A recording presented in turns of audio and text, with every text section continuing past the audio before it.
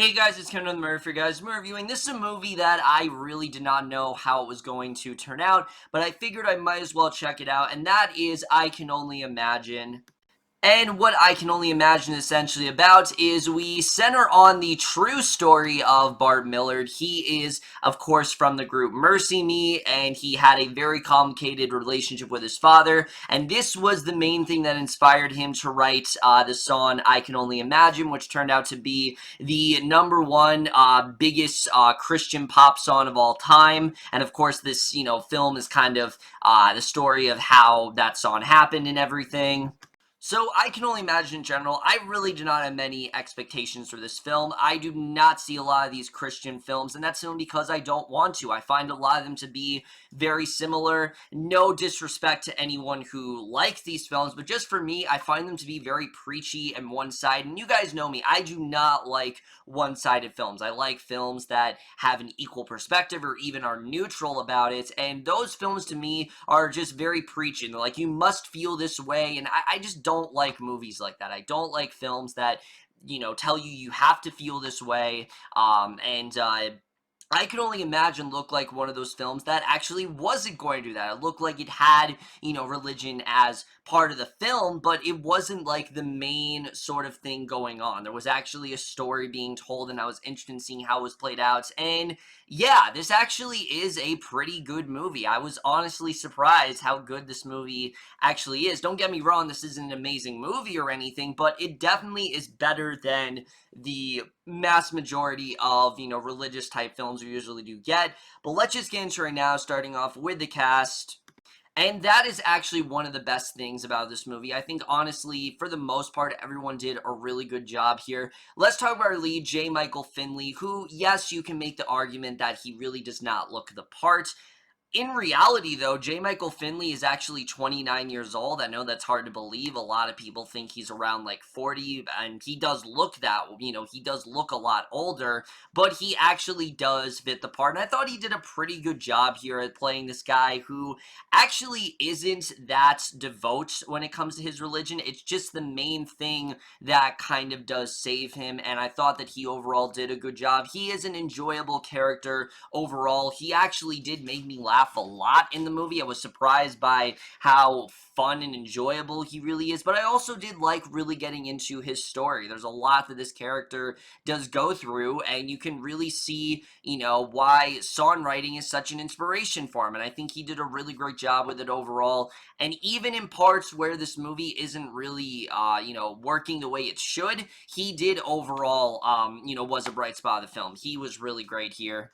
Who really, I think, blew this entire film out of the water, though, was Dennis Quaid as Bart's father, who is phenomenal in this film. I mean, I was surprised by how good he really was here. Dennis Quaid, this is not a easy role to pull off. I mean, he's playing a father who is very abusive. He is an alcoholic. He frequently is very angry, and there's a lot of regrets he has with his son, but it never feels like a one-dimensional character. You can tell there is a human in there. This is just someone who is very misguided, and he's missing that sort of thing within his life, and eventually, through the power of God and things like that, he is able to kind of, you're wondering if he can actually repair things with his son, but he really did do a great job here, especially in the third act of this film. He really was great. Their bond is easily the best part of this entire film. I thought they both worked very well together, and I was honestly surprised by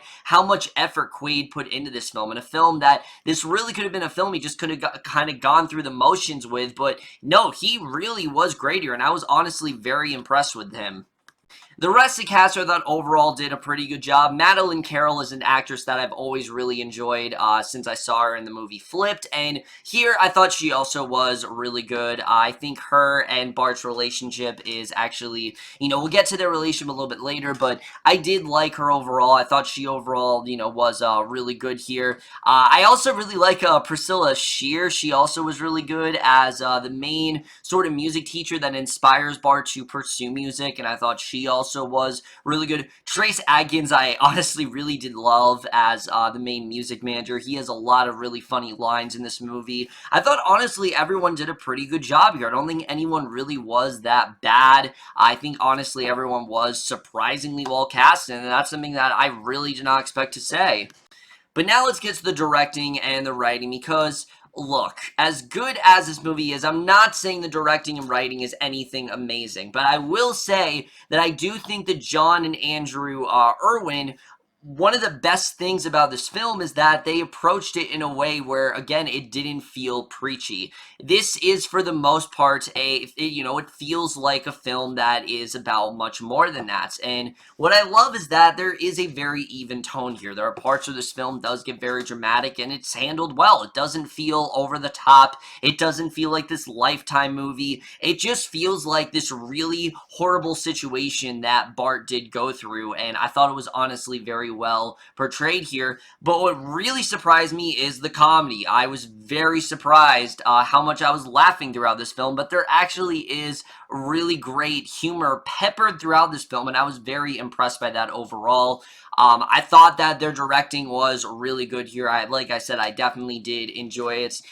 The writing, on the other hand, this is where we get to my main problem with the film, because sure, I do think the main story is really good. This is obviously, there's a lot of stuff that goes on in this film, but this is predominantly a story about just a very complicated relation between father and son, and sort of how faith is like the main thing that turned things around. And again, it sounds cheesy, but it's not handled in a way that feels, in your face or shoved down your throat.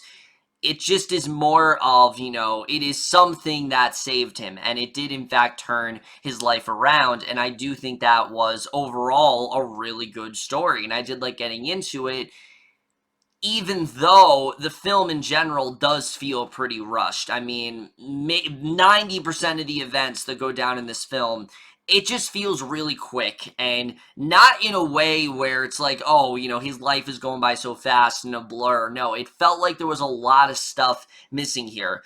First of all, one of the biggest parts of this film is the relationship between him and his girlfriend in the film. And as much as I did like Madeline Carroll, her character, Shannon, is really lacking here. There just really isn't too much to her. She is this devout Christian girl who basically, prays for him and wants things to get better for Millard, but other than that, there's really not much to her, and I really was pretty let down here. I wanted more in their relationship. I think they could have focused more on it, and the film acts as if this is like a main portion of the film, but she's really not in the movie that much, especially after a certain thing happened. She's really not in it much after that, and I think the film could have spent a lot more time on Shannon as an individual, and I don't think they did that enough, and I did really want more from her. I think